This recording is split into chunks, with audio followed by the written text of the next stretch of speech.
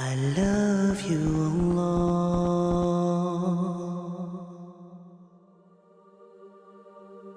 Of course, the main tactic of Shaytan is waswasa, and that is to whisper. Waswasa means to whisper.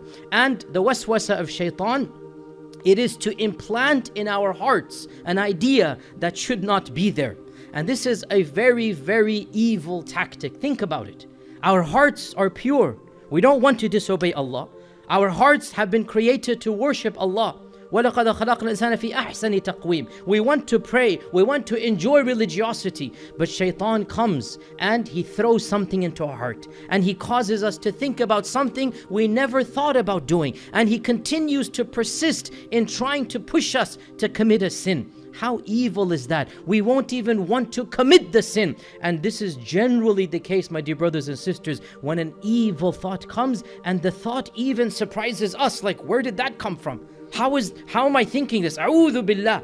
You yourself are disgusted by what you think you are thinking, but you think you are thinking it. It is not you who is thinking, it is Shaytan who threw it into you. And that is why the existence of Shaytan actually makes us realize that, alhamdulillah, our hearts, inshallah, generally they're pure. And so we blame Shaytan for the bulk of our evil. Isn't this a wisdom from Allah? When Yusuf alayhi salam, what happened, and he was saved at the end. What did he say? مِن بَعْدِ أَن نَزَغَ الشَّيْطَانُ بَيْنِي وَبَيْنَ إِخْوَتِي. It was Shaytan who caused my brothers to do what they did. What a beautiful wisdom. And Ibn Qayyim mentions this, that we blame Shaytan for the evil. It's not my brother who did this. Shaytan caused him to do it. What a beautiful tactic, that you blame Shaytan because he's worthy of being blamed. He is the one who did it. Then your anger is not at your Muslim brother. Your anger is not at somebody who did something. It's at Shaytan who whispered them, who did the waswasa. And so because of that, your hearts can be pure towards your Muslim brothers and sisters, and you can blame Shaytan. Oh, Shaytan caused them to say that. Shaytan caused them to slip. Shaytan caused them to backbite. They wouldn't do it otherwise.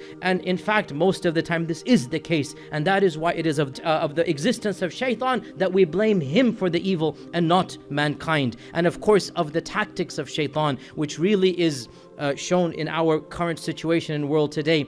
Look at the global situation, look at the domestic situation. Of the most deadly tactics of Shaytan is to break up the Muslim ummah and to cause disunity.